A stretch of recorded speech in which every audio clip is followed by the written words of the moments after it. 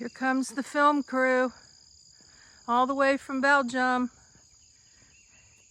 We've got Sebastien in the front leading the pack from Texas, now living in Belgium for many, many, many, many years. Say hi, Sebastien. And then we've got the end bringing up the lead here. We've got the other Sebastien. Not sure which is one and which is two. Hey, Sebastien. Hi, Linda. Hey, so we are filming my daily walk. We are going down to see if the horses will come out and say hi. And then later today or tomorrow, Sebastien has several, significant questions to ask me about my journey. And I think I'm going to film, he wants to do for voiceover, but I'm going to answer the questions and maybe give you guys a little spotlight and answers to the questions that I'm going to respond to from him. Hope you'll join us.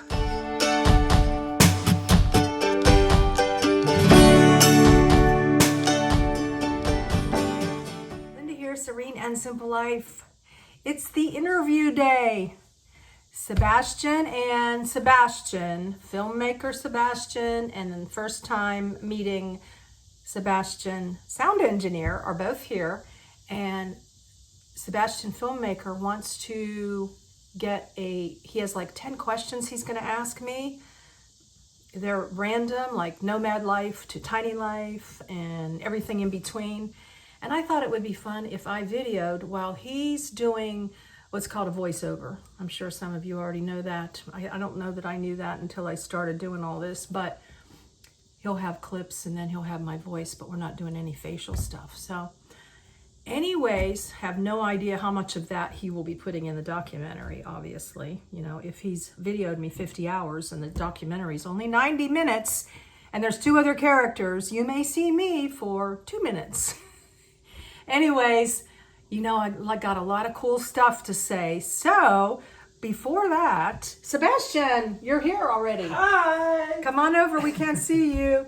Okay, there he is. Okay, this Hi. is Sebastien. Sebastien, what did I kind of explain it right, what you're going to be doing? Yeah, exactly. I'm Exactly. gonna ask a few questions. Yeah, okay, so that should be fun. And I can't wait to get this over with and hope you'll join First us. of all, thank you, Linda. I know it's warm and we are all a bit exhausted by this temperature, but I think it's important for us to just go through lots of different questions that concern your journey, but also the fact that you are not living in the SUV, but that you live in a tiny home. And so I have a few questions that I wanted to tackle. Feel free to answer frankly. If there is a question that bothers you, you tell me, and then we reframe it or we escape that question. But yeah, and we can redo in case something happens. Okay, sounds Okay. good. Yeah.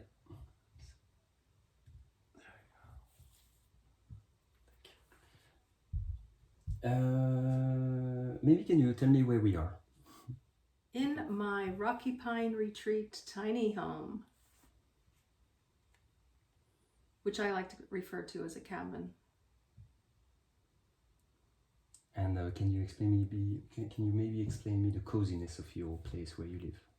The coziness, well, from the outdoors, from outside, it's beautiful. The woods, the trees, the nature sounds. I see deer and squirrel every day, and that's amazing. And then from the inside, I have designed this home so that I can bring the outdoors in here with my pretty large windows in comparison to regular tiny homes. And with the surroundings, I'm bringing the nature inside. And this is all a pine wood, which also gives me the feeling of still being outdoors in nature. You know, it's very light and bright, and being an open space, not separate rooms, makes it even more cozy. Because when I have company, we're together, and alone, I'm not sitting in a separate room by myself. I've just got this beautiful open space. And this is more a general question about what this life on the road brought you. You know, we know that approximately 3 years and a half ago you were still in sticks and bricks. Then you went on a big journey that brought you to different states, and now you are back, not in a regular sticks and bricks, but you are stationary.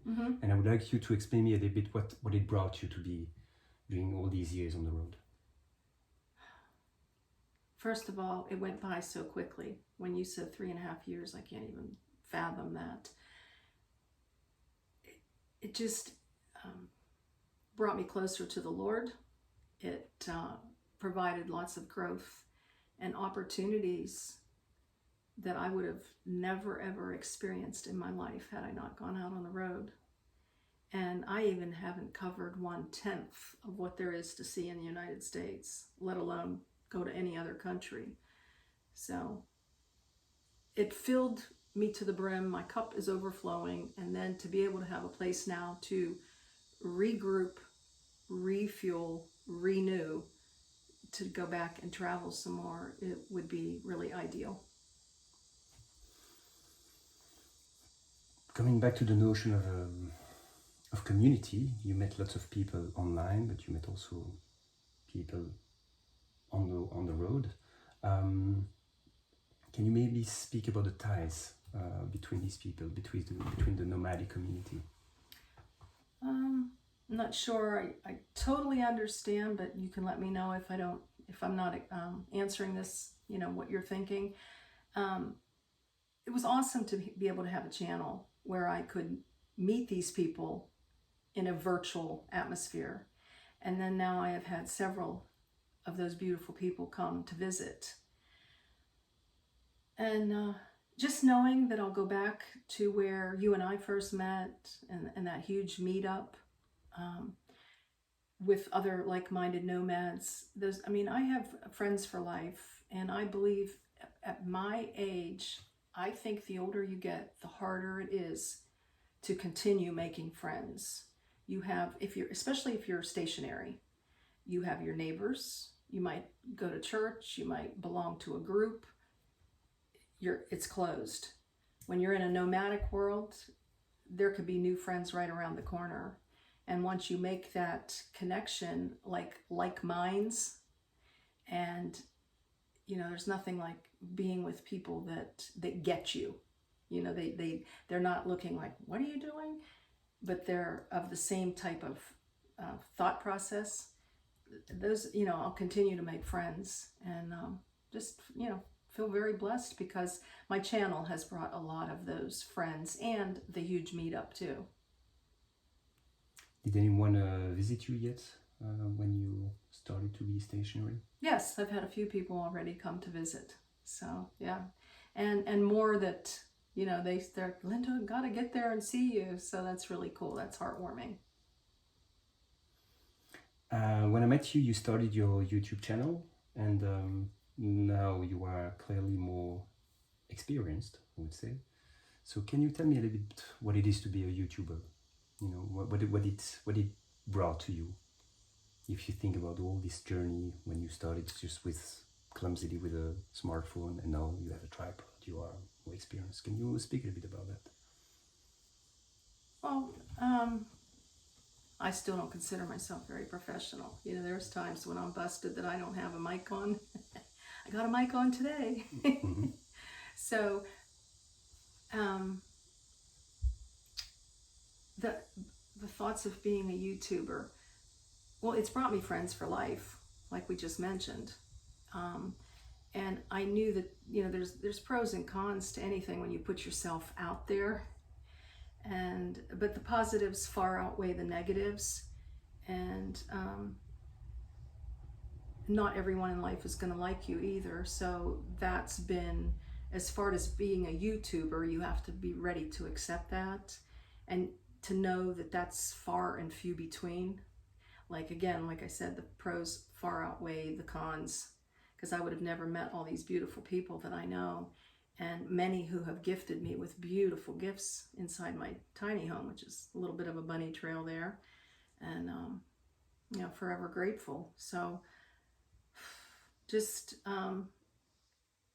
there's, there's just one thing that's kind of discouraging is sometimes, people think you're out there just trying to make money off of others. And that never even dawned on me. Like, that's not even in my way of thinking, because I've been working since I was 16 years old. And so to become a YouTuber and say, oh, now I don't have to work. Well, I love to work. My work is my play. So that's the only discouraging part is and also when you get new people, they don't know the 400 videos that you've done prior. So they don't know who I am. They don't know my heart. They don't know what I'm about. They're making a preconceived notion or perception about me. And that's the difficult part. And sometimes I have to remind myself to be patient with people who are just coming on. They're brand new. They're innocent. They might really like me, but they have questions and they don't know the journey. The hard part is if the negativity comes in, because my channel, and I let people know from the beginning, this is all about positivity. Positivity breeds positivity. Negativity breeds negativity. And I'm not going to have it on my channel because it's not really my platform. YouTube is the platform. My channel is like my home. You come in and I abide by however you want your home to be run. When you come into my home, it's the same thing. Someone who comes in hollering, I'm going to be like, come back when you want to be nice. So, I've, kind of tanged out there, but it's a journey of mental and emotional and always recognizing the blessings far outweigh anything that comes your way that tries to attack you. And going a little bit deeper into the YouTube action, so you started to do that when you were on the road, but are you planning to continue while you are stationary? Is that the plan? Do you want to develop your channel? Do you want to create another channel? What is? No, I've just followed because I am a gypsy soul at heart. And so from the very beginning, I knew that this was just going to be a landing zone, and that as long as I'm physically able to, that I would love to be able to continue to travel. So the journey, and I call joy in the journey, that I end all of my videos with, blessings in your day, joy in the journey, this is a season, this is a journey, this is a chapter. So I'm not gonna start a new book per se, gonna just continue on the same journey from tiny home to open road to maybe owning my own land someday, and that'll still continue to be part of the journey. I don't know how long I'll be a YouTuber, only God knows that. Speaking about land, so at this stage you always wanted to buy some land, so at this stage did you buy your land? Can you just explain a little bit what the situation is here? No, it's just I've gone out searching. I'm a curious sort. That curiosity drives me.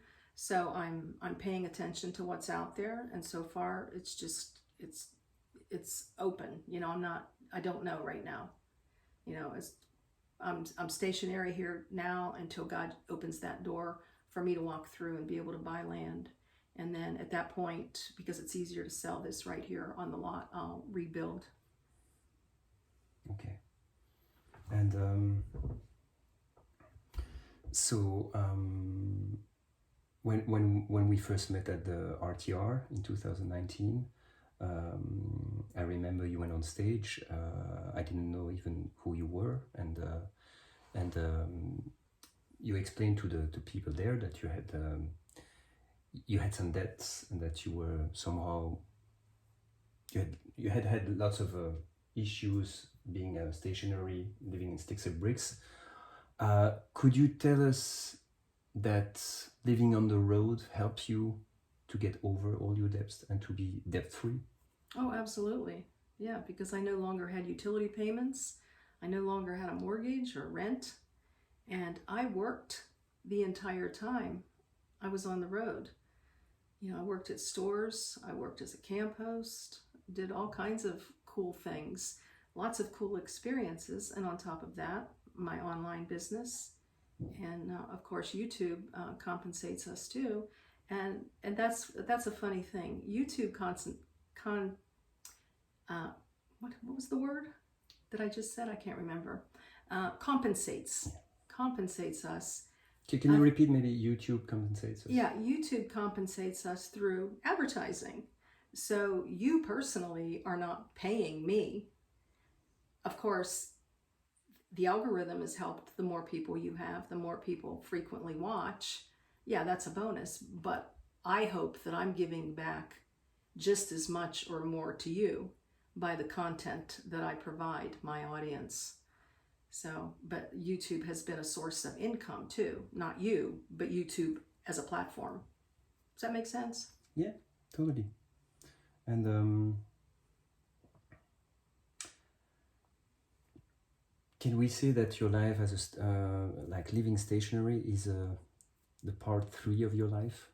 Part 1 was being in sticks and bricks. Part 2 would have been being nomad. Part 3 is being stationary. Would you perceive that in this division, or is it more complex than that? I would say it's more complex because that's just who I am. But that's certainly a great way to explain it too. And, you know, and I also look at single life and married life and then life with children. So that's where the complication gets in.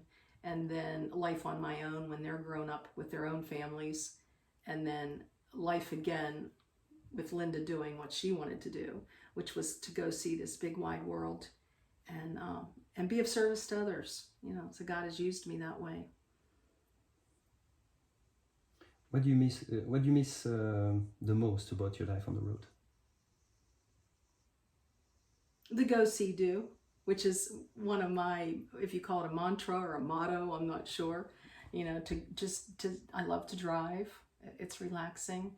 I love to see. Can you maybe repeat it? Sorry to interrupt, because just say the sentence very simply. What I miss the most about being on the road. If you can start like this and then follow your thoughts. It's just a question of editing. What I miss most about being on the road is the go, see, do. And, you know, the going has to do with going and driving. And then where am I going to stop? And you don't know where that is. Just the curiosity, the adventure.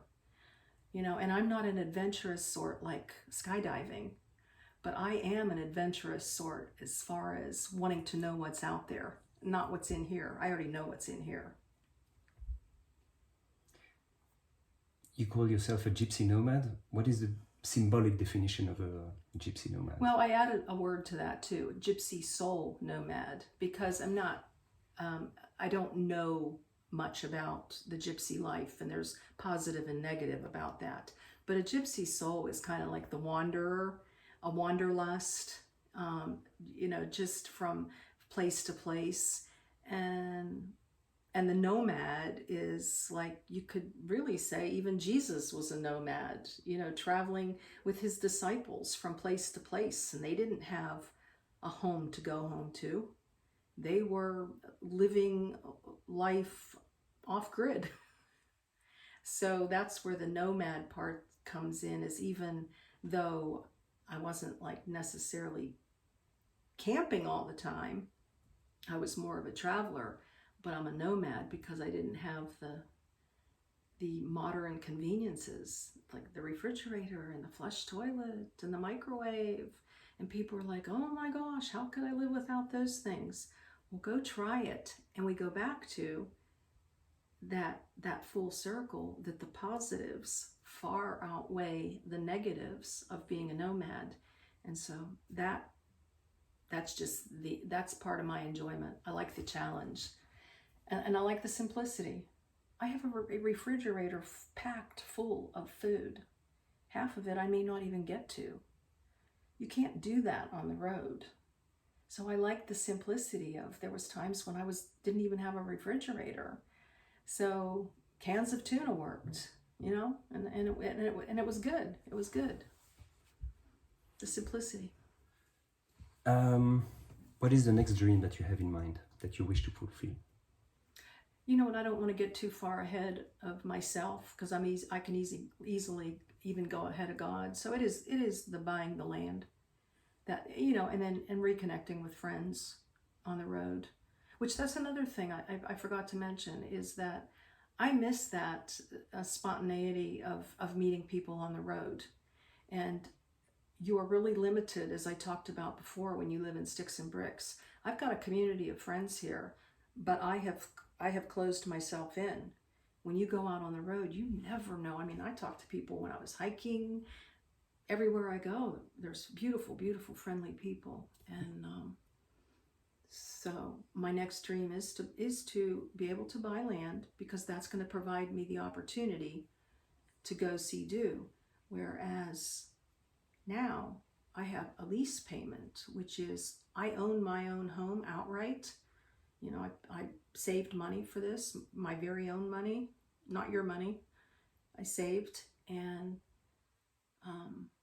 but I have this monthly payment, like a rent payment, goes to the owner. And when I own land, I no longer have that payment, and now I can put that into go see do. Great.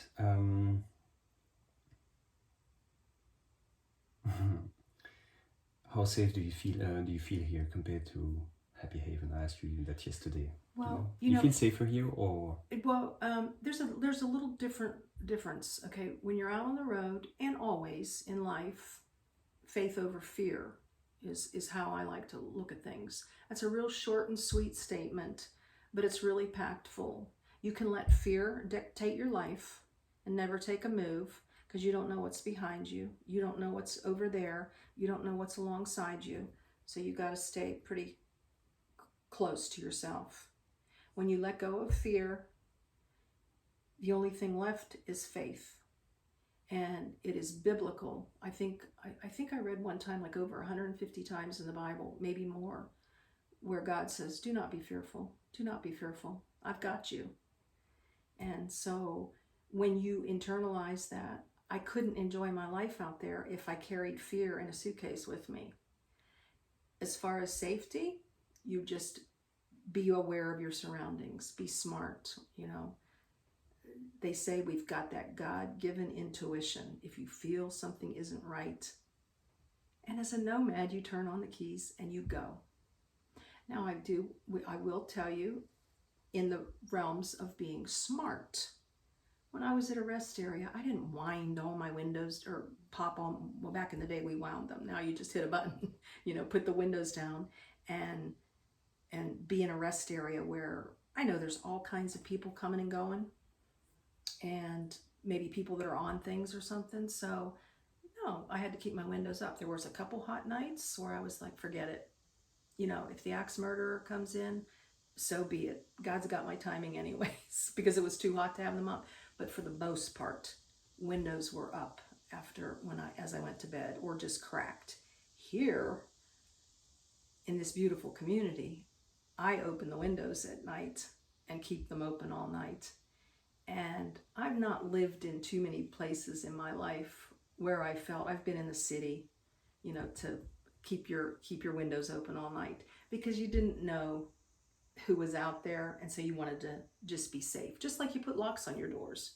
Those are just common sense things. But as far as do I feel safer here or out there, there's not a way of gauging that.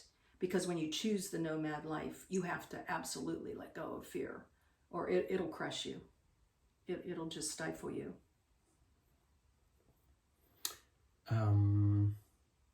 Totally another direction.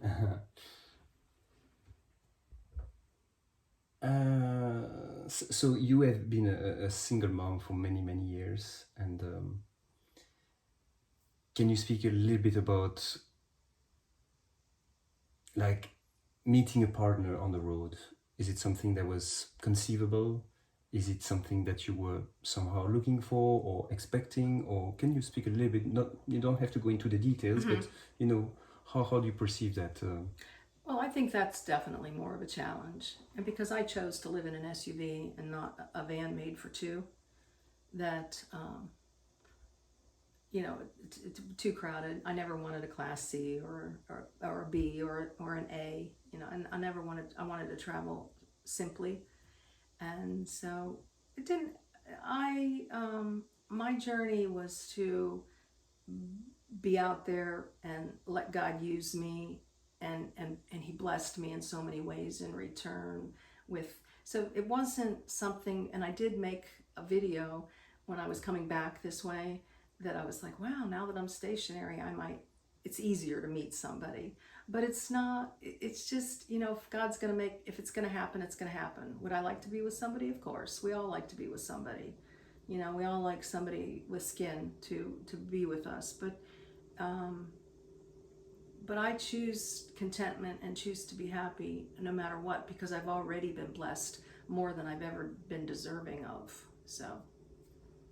We've known each other for 3 years and a half. Each time I come back to my country, I explain a little bit what I'm doing, and the majority of the people are concerned about solitude. Like, how did you cope with solitude on the road? And how did you find the strength? Or maybe you never felt solitude, but can you maybe? I think we already talked about that. But knowing that you're not in happy haven, you are now here. How do you perceive that solitude?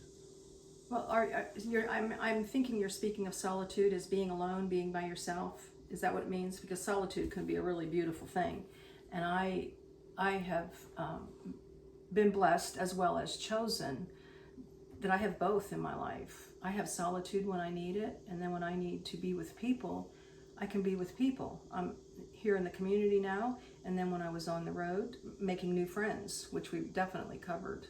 You make new friends, you put yourself out there, and of course the YouTube channel has been a tremendous asset and tool to make new friends. I'm so glad someone encouraged me, Linda, you need to start a channel, because when I became a nomad, it was not on my radar. But it definitely helps with solitude. And when you're lonely, or solitude, you do say, this too shall pass. There's times in life we're all going to be lonely.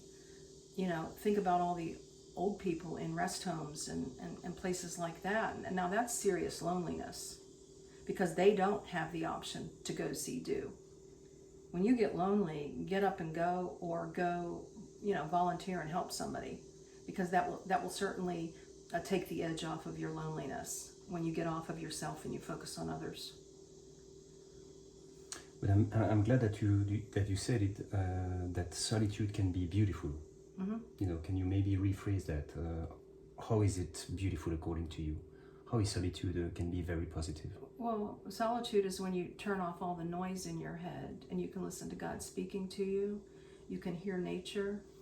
You can smell the flowers. Like sometimes they say, smell the coffee or smell the roses. And when you're outside of here in the United States, busy, go. And I was raising my kids like that too, partially because I was a single mom trying to figure it all out. But on the other hand, I made myself busy where I didn't need to be busy, and there wasn't solitude there. And so when you start to embrace what you think is a negative, it can be hugely a positive. My last question is, you told me one day that God told you that you should be content with what you have. Mm-hmm. Are you content now? Oh my gosh, yes. I'm content with what I have. I've always been content. Happiness comes and goes, but contentment is a state of mind. And yes, and absolutely, just content with what you have, because all that you have to do, and I learned this from my parents too.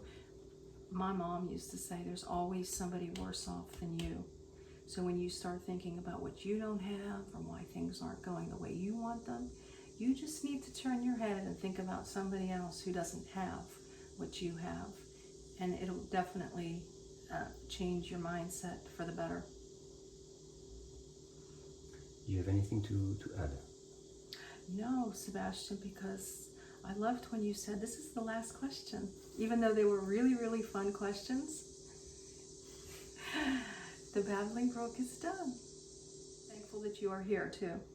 I wanted to add that. Thank you for giving me the opportunity. You are going to make a difference in your line of work and in your filmmaking, that other people hopefully can glean something from something that I've had to share with you, and that you will make a difference, life changer for other people. And for that I am grateful, because I can't do that myself. We all have to take part in that. My little YouTube channel is reaching a nice number of people, and may God bless you to reach a huge European audience, and then an American audience too. So thank you. Blessings in your day and joy in the journey. I really hope you enjoyed this, guys, and got something out of it. Thank you for being here.